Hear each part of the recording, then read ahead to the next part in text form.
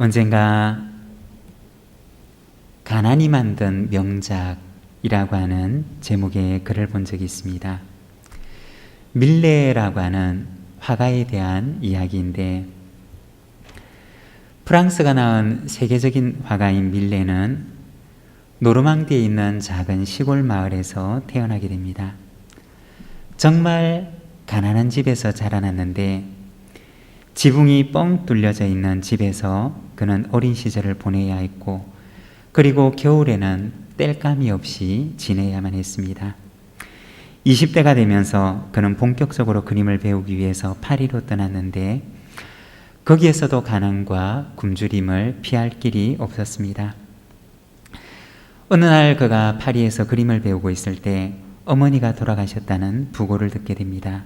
그렇지만 고향으로 내려갈 수 있는 여비가 없어서 그는 갈 수가 없었습니다.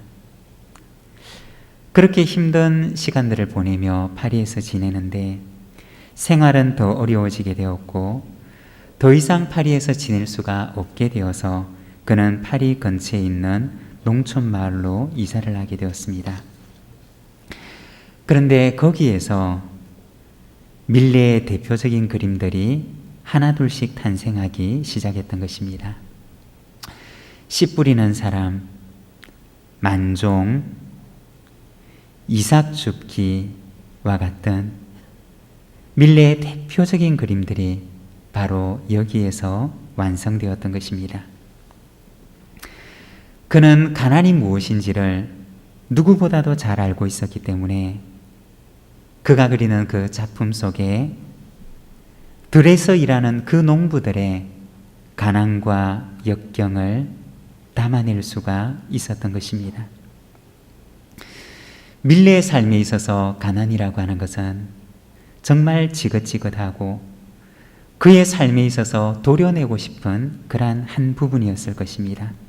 그러나 그가 겪었던 그 가난이 그로 하여금 위대한 작품을 낳을 수가 있게 했던 것입니다. 여러분, 우리의 삶 속에도 도려내고 싶은 역경과 고난이 있을 수 있습니다. 그렇지만 하나님 안에서는 우리의 인생 가운데 있는 그 어느 것 하나 불필요한 것이 없다는 것입니다. 이 모든 것들이 하나님께서 나를 만들어 가시는 하나님의 손길이고, 또한 하나님의 선한 계획 가운데 한 부분이라는 것입니다. 우리가 지금 코로나라고 하는 아주 어려운 시간을 지내고 있지만, 그러나 이것마저도 먼 훗날 돌아보면 하나님 안에서 의미를 가진 그러한 순간들이 될 줄로 믿습니다. 이 모든 순간들이 하나님 안에서는 값진 시간들로 변하며, 그리고 하나님께서는 이 모든 것들을 통해서 하나님의 의를 이루어 가시는 줄로 믿습니다. 오늘도 우리의 인생을 인도하시고 이 시대를 인도하시며 우리의 삶을 인도하시는 그 하나님의 선하신 인도하심을 믿으며, 오늘도 우리가 주님을 바라봄으로 믿음으로 승리하는 우리 부산지인 모든 믿음의 가족들이 되시기를 바랍니다.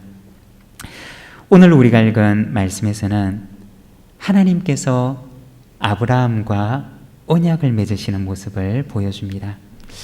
우리가 오늘 그 하나님과 아브라함의 그 언약의 이야기에 들어가기 전에 먼저 그 배경의 상황에 대해서 우리가 다시 한번 잠깐 살펴보면, 아브라함이 조카 롯을 구하기 위해서 위험을 무릅쓰고 전쟁에 참여하게 됩니다. 그리고 조카 롯을 비롯해서 잃어버렸던 모든 것들을 그는 되찾아오게 됩니다. 그렇지만 아브라함은 자기가 찾아왔던 그 전리품들을 자기가 취하지 않고 모두 다 돌려주게 됩니다. 수고는 했지만 아무런 대가도 그는 취하지 않았던 것입니다. 그때 하나님께서 아브라함에게 찾아오셔서 말씀하십니다. 15장 1절에 보면, 아브라함아 두려워하지 말라. 나는 내 방패요 너의 지극히 큰 상급이니라. 하나님께서 아브라함을 찾아오셔서 말씀하시기를, 아브라함아 내가 너의 방패가 되고 내가 너의 상급이 된단다 라고 말씀을 하셨던 것입니다. 여러분, 우리가 세상을 살다 보면 그러한 경우들이 있습니다. 나는 정말 최선을 다하면서 산다고 살았는데 세상에서 보상을 받지 못하는 그러한 순간들이 있을 수 있습니다. 언젠가 어떤 목사님의 말씀을 들은 적이 있는데 아주 어려운 동네에서 작은 교회를 섬기면서 평생을 목회를 하신 분이셨습니다. 그런데 나이가 들어서 병이 찾아오고 이제는 은퇴할 시기가 다가오는데 아무것도 준비가 되어 있지 않은 자신의 모습을 보면서 깊은 상실감을 느끼고 있는 한 목사님을 뵙고 아무 말도 할 수가 없었던 그러한 기억이 있습니다. 나는 하나님 앞에서 최선을 다하며 살아간다고 하지만 그러나 세상에서 보상을 받지 못하는 그러한 순간들이 있을 수가 있습니다. 바로 그렇게 될 때 우리의 마음속에는 깊은 상실감이 찾아오게 됩니다. 오늘 우리가 보고 있는 창세기 15장에 나와 있는 아브라함의 상황이 바로 그와 같은 상황이었다는 것입니다. 깊은 상실감과 미래에 대한 불안 속에 사로잡혀 있는 아브라함의 모습을 우리에게 보여주는 것입니다. 그때 하나님께서 아브라함을 찾아오셔서 말씀하시기를 아브라함아 두려워하지 마라. 내가 너의 방패가 되고 내가 너의 지극히 큰 상급이 된단다 라고 말씀을 하십니다. 하나님께서 이때 아브라함에게 찾아오셔서 하셨던 그 말씀은 단순히 아브라함의 마음을 위로하시기 위해서 하신 말이 아니었습니다. 하나님께서 그에게 방패가 되시겠고 상급이 되시겠다고 하시는 그 말씀은 그냥 그 마음속에 상심에 있는 아브라함의 마음을 위로하기 위해서 하나님께서 그냥 건네신 말씀이 아니었다는 것입니다. 하나님께서는 아브라함에게 아브라함아 내가 너에게 어떻게 보상하는지를 너는 눈을 크게 뜨고 똑똑히 바라보아라 고 하시는 말씀이었던 것입니다. 단순히 아브라함을 위로하기 위한 말씀이 아니라 하나님께서 그의 삶을 보상하실 것을 구체적으로 약속하셨던 말씀이었다는 것입니다. 15장 2절에 보면 아브라함이 이르되 주 여호와여 무엇을 내게 주시려 하나이까 나는 자식이 없사오니 나의 상속자는 이 다메섹 사람 엘리에셀이니이다. 하나님께서 아브라함에게 다가오셔서 아브라함아 내가 너의 방패가 되고 내가 너의 상급이 되겠다고 말씀하시니 아브라함이 하나님께 대답하기를 하나님 저에게 무엇을 주려고 하십니까? 저에게는 자식이 없습니다 라고 대답을 합니다. 하나님의 말씀에 아브라함은 아주 구체적으로 자신의 필요를 하나님 앞에 아뢰었던 것입니다. 하나님 저에게는 재물도 필요 없고 다른 것도 필요 없고 저에게는 상속할 자식이 없습니다 라고 얘기를 했던 것입니다. 그때 하나님께서 아브라함을 데리고 바깥으로 나가서 하늘의 무수한 별들을 보여주시면서 말씀하십니다. 내 자손이 이와 같으리라. 그리고 이 땅을 너와 내 자손에게 주겠다라고 말씀하십니다. 그리고 아브라함은 하나님께서 그에게 말씀하시는 그 약속의 말씀을 그의 마음속에 그대로 믿어버렸던 것입니다. 오늘 우리가 읽었던 이 말씀에 보면 하나님께서 아브라함과 그 말씀을 나누시고 나서 아브라함과 언약을 맺으시는 모습을 우리에게 보여주고 있습니다. 오늘은 우리가 이 말씀을 통해서 하나님과 아브라함이 맺은 언약에 대해서 그리고 그 언약 속에 담긴 의미에 대해서 우리가 함께 잠시 말씀을 묵상하고자 합니다. 하나님께서 아브라함과 맺으신 언약은 어떠한 언약이었을까요? 먼저 첫 번째는 땅과 자손에 대한 언약이었습니다. 5절에서 7절까지 말씀을 우리 자막을 보면서 같이 한번 읽도록 하겠습니다. 함께 읽겠습니다. 그를 이끌고 밖으로 나가 이르시되 하늘을 우러러 무별을 셀 수 있나 보라. 또 그에게 이르시되 내 자손이 이와 같으리라.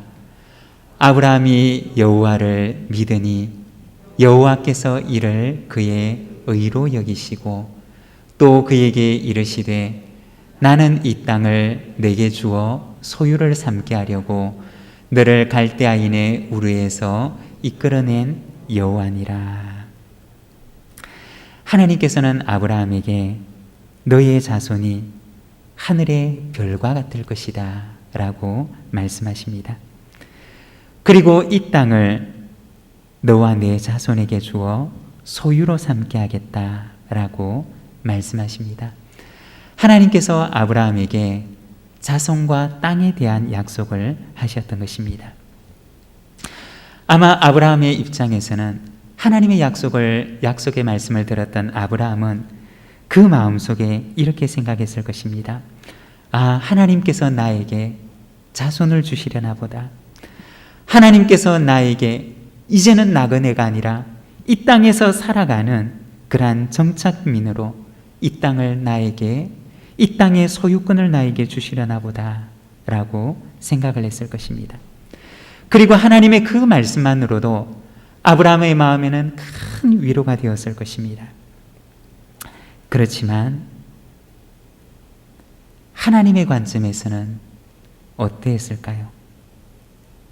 아브라함의 관점에서는 그의 후손을 이을 수 있는 자손을 주시고 그가 살아갈 수 있는 땅을 주시겠다고 하시는 말씀으로 들었지만, 그러나 하나님의 관점에서는 하나님께서 아브라함에게 주셨던 그 약속은 어떠한 의미가 있는 약속이었을까요?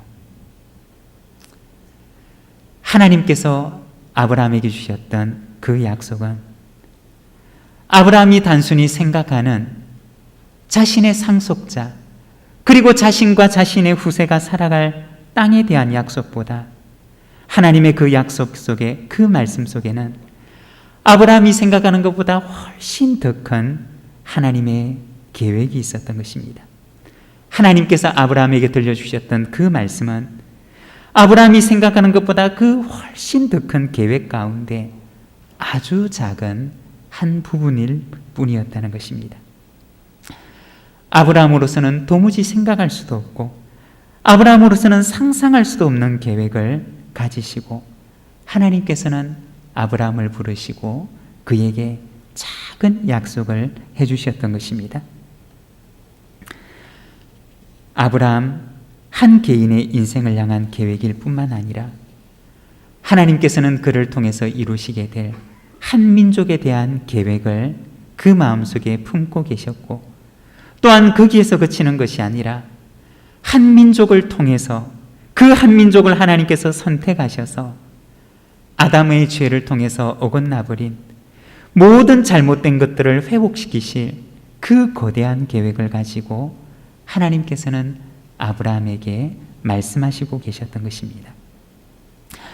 아브라함의 머릿속에서 이해할 수 있는 그 이해의 범위는 우리가 성경 가운데서 보게 되는 창세기 12장에서 하나님께서 아브라함을 부르시는 그 장면부터 창세기 25장에 아브라함이 하나님께 부르심을 받는 그 순간까지 그의 출생과 그의 죽음에 이르는 그 시간의 범위였을 뿐이었을 것입니다. 그렇지만 하나님께서는 어떤 계획을 가지고 계셨느냐?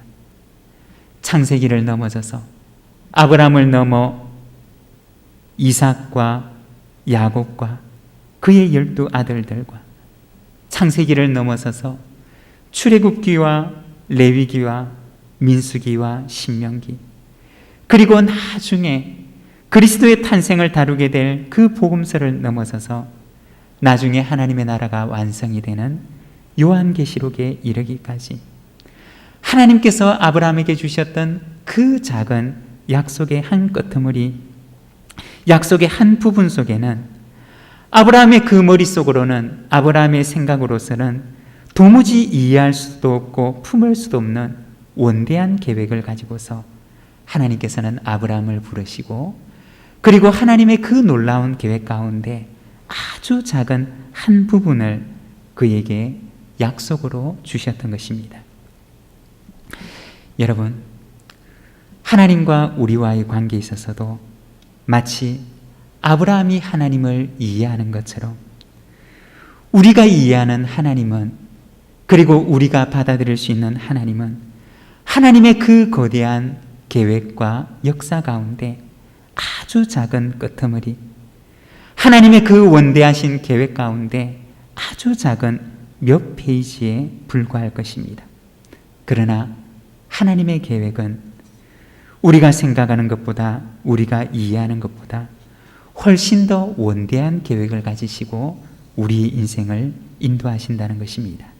여러분, 우리의 작은 머리를 가지고, 우리의 좁은 이해의 폭을 가지고 하나님을 다 이해한다고 하지 말고, 하나님께서 아브라함에게 주셨던 그 약속을 그는 다 이해할 수 없었지만, 그러나 하나님의 그 계획을 그냥 받아들이고 믿기로 작정했던 것처럼 우리도 아브라함처럼 우리를 향한 하나님의 그 선하신 계획을 우리가 믿음으로 받아들이는 저와 여러분의 삶이 되기를 소망합니다.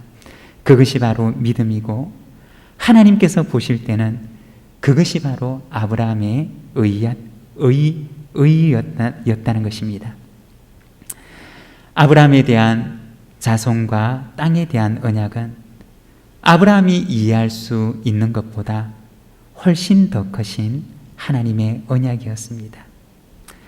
하나님께서는 오늘 우리를 향해서도 우리가 가지고 있는 생각이나 계획보다 훨씬 더 크신 계획을 가지고 우리의 인생을 인도하고 계시는 줄로 믿습니다. 하나님의 언약에 대해서 우리가 보일 수 있는 반응이 있다면 그것은 믿음으로 받아들이는 것뿐입니다.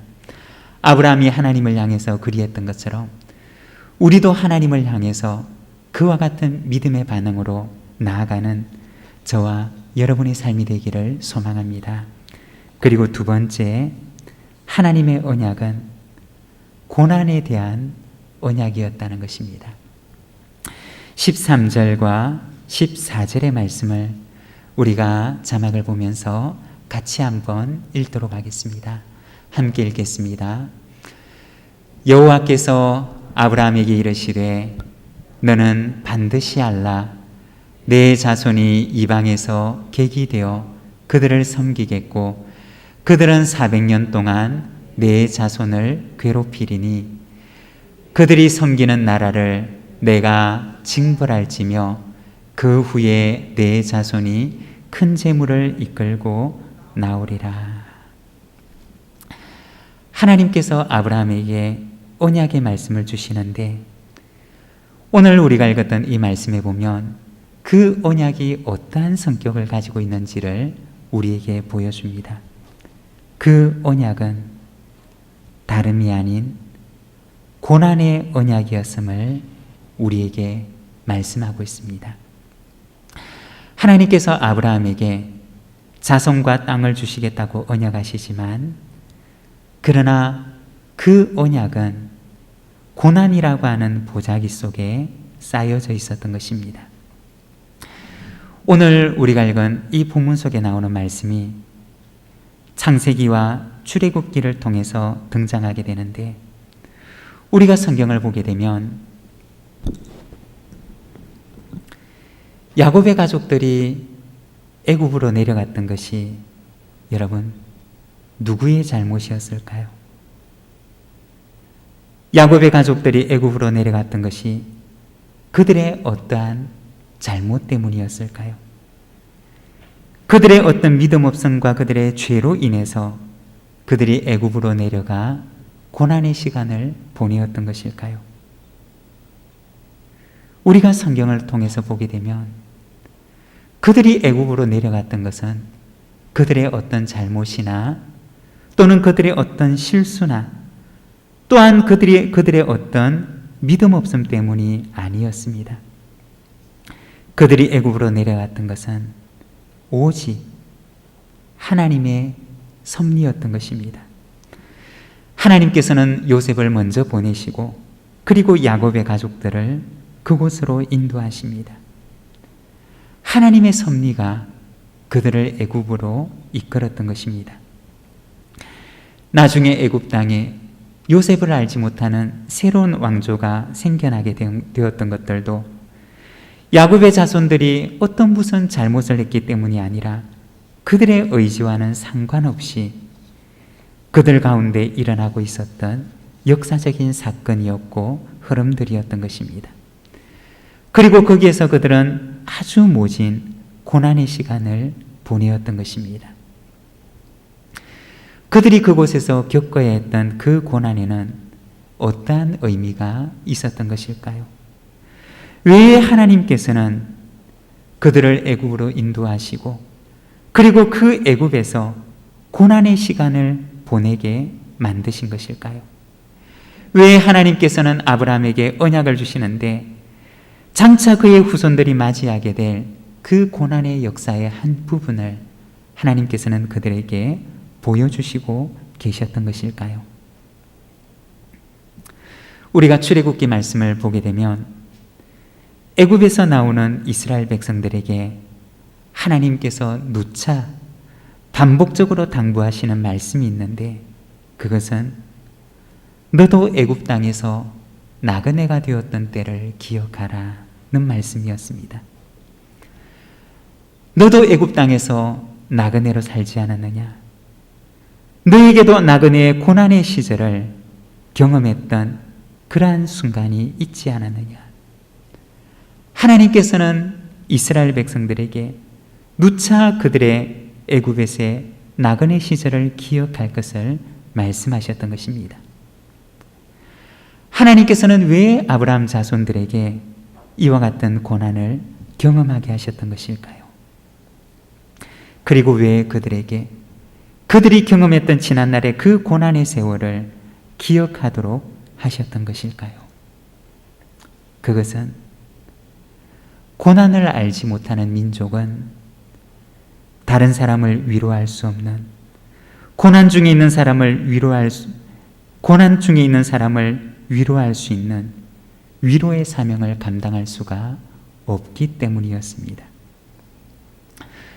우리가 앞서 밀레의 그림에 대해서 잠깐 이야기를 나누었는데 밀레의 그림이 사람들의 마음 가운데 그토록 깊은 영감을 주고 마음의 역경과 가난을 경험하고 있는 그 사람들의 마음 가운데 깊은 위로를 줄 수가 있었던 것은 그 그림 속에 그가 앞서 경험했던 가난과 역경에 대한 깊이가 그 안에 담겨 있었기 때문이었던 것입니다. 하나님께서 아브라함의 자손들에게 고난의 언약을 주셨던 것은 하나님께서는 아브라함의 후손을 통해서 이스라엘 민족을 통해서 동일한 고난을 당하고 있는 고난의 백성들을 위로하시고자 하시는 하나님의 더 크신 계획을 가지고 계셨기 때문이었던 것입니다. 하나님께서 아브라함에게 주셨던 그 언약은 고난의 언약이었습니다. 그리고 그 고난을 통해서 또 다른 고난을 당하는 자를 위로하고자 하시는 하나님의 사명이 담겨져 있는 언약이었던 것입니다. 여러분, 하나님의 언약은 때로는 고난의 보자기에 쌓여 있을 수가 있다는 것입니다. 하나님께서는 때로는 하나님의 백성에게 커다란 보자기를 주시는데 그 보자기는 받기에도 끔찍할 만큼 까만 고난의 보자기에 쌓여서 하나님의 백성의 손에 들려질 수가 있다는 것입니다. 그렇지만 그 보자기 안에는 하나님께서 주시는 사명과 하나님의 계획과 그리고 하나님의 복이 담겨져 있는 것입니다. 언젠가 어떤 분의 이야기를 들은 적이 있는데 하나님의 선물은 까만 보자기에 쌓여서 도착한다는 것입니다. 처음에 그 보자기를 받았을 때는 슬픔과 근심이 있지만 그러나 그 보자기를 펼치는 순간 이전의 모든 슬픔과 근심을 잊을 만한 그러한 기쁨의 선물이 그 안에 담겨 있다는 것입니다. 사랑하는 여러분, 때로는 하나님께서 우리의 손에 보자기를 들려주시는 때가 있을 수 있을 것입니다. 그렇지만 그 보자기를 받고 슬퍼하는 것이 아니라 그것을 믿음으로 펼쳐보시기를 바랍니다. 그리하면 그 안에는 하나님께서 그 속에 감추어 두신 우리의 마음을 기쁘게 하는 놀랍고 아름다운 선물이 그 안에 있는 줄로 믿습니다. 그리고 세 번째, 하나님의 언약은 변하지 않는 신실함의 언약이라는 것입니다. 언약이라고 하는 그 말 속에는 그 언약을 반드시 이루시는 하나님의 신실하심이 전제가 되어 있습니다. 오늘 우리가 읽었던 말씀에 보면 하나님께서 아브라함과 언약을 맺으시는데 17절과 18절의 말씀을 보면 이렇게 말씀을 합니다. 우리 자막을 보면서 같이 한번 읽도록 하겠습니다. 함께 읽겠습니다. 해가 져서 어두울 때 연기 나는 화로가 보이며 타는 횃불이 쪼갠 고기 사이로 지나더라. 그날에 여호와께서 아브라함과 더불어 언약을 세워 이르시되. 그 당시 사람들이 언약을 맺을 때는 짐승을 반으로 나누고 언약을 맺는 두 당사자가 그 쪼갠 짐승 사이로 지나가면서 그 언약이 체결되었습니다. 그렇게 하는 이유는 만일에 누구든지 이 언약을 어기는 자는 이 언약을 지키지 않게 된다면 이 짐승의 운명과 같이 될 것입니다 라고 하는 그들의 약속이었던 것입니다. 그런데 오늘 우리가 읽었던 창세기 15장의 말씀을 보게 되면 하나님께서 아브라함과 언약을 맺으시는데 그 쪼갠 고기 사이로 누가 지나가느냐? 언약의 당사자가 지나가는데 그 사이를 타는 횃불이 지나가게 됩니다. 그리고 하나님과 언약을 맺는 아브라함은 그 지나가는 횃불을 그냥 바라보기만 합니다.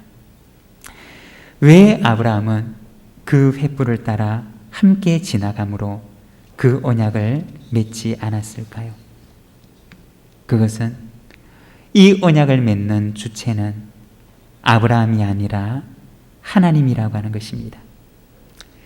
연약한 인간성에 언약의 운명이 좌우되는 것이 아니라 변치 않는 하나님의 신실함에 이 언약의 기초를 놓기를 하나님께서는 원하셨던 것입니다. 오늘 우리가 읽은 창세기 15장 말씀, 그 바로 뒷장에 보게 되면 창세기 16장에 아브라함의 실패의 이야기가 바로 이어서 등장하게 됩니다. 하나님과 언약을 맺자마자 바로 그 언약에서 실패하는 아브라함의 이야기가 바로 그 뒷장에 이어지게 된다는 것입니다. 만일에 그 하나님의 언약이 연약한 인간성 위에 세워졌다면 어떻게 되었을까요? 그 언약은 하나님과 맺어지자마자 창세기 16장에 실패하는 아브라함으로 인하여서 깨어지는 언약이 되고 말았을 것입니다.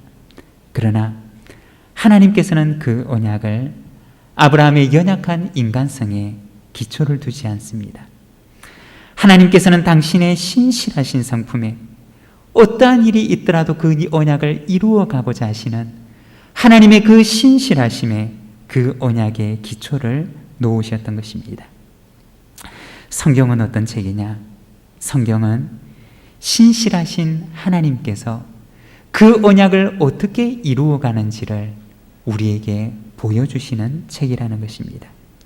이 창세기 이야기는 아브라함의 그 연약한 인간성에도 불구하고 아브라함의 그 연약함에도 불구하고 신실하신 하나님께서 그를 향한 언약을 어떻게 이루어 가시는지를 우리에게 보여주고 있는 책입니다. 사랑하는 여러분, 우리를 향한 하나님의 언약도 이와 같이 신실하심을 믿습니다. 우리도 역시 아브라함처럼 실수하고 넘어질 때도 있지만 그러나 하나님의 신실하심이 오늘도 연약한 우리를 붙들어 일으켜 세우시는 줄로 믿습니다. 하나님의 계획은 우리의 계획보다 훨씬 크다는 것입니다. 하나님의 언약은 때로는 고난 위의 보자기에 쌓여 우리 앞에 놓여질 수도 있다는 것입니다. 그렇지만 그 보자기 안에는 하나님의 놀라우신 선물과 사명, 하나님의 백성을 향한 사명이 담겨져 있다는 것입니다. 그 언약은 인간의 연약성에 기초하는 것이 아니라 하나님의 신실하심에 기초를 두고 있습니다. 그리고 하나님께서는 신실하게 그 언약을 이루어가는 것입니다. 여러분, 오늘도 하나님의 그 크신 계획 앞에 우리의 인생을 경영해 나가시는 하나님의 그 놀라우신 계획 앞에 우리가 믿음으로 응답하며 하나님 앞에 나아가는 우리 부산진 모든 믿음의 가족들의 삶이 되시기를 간절히 소망합니다. 기도하겠습니다.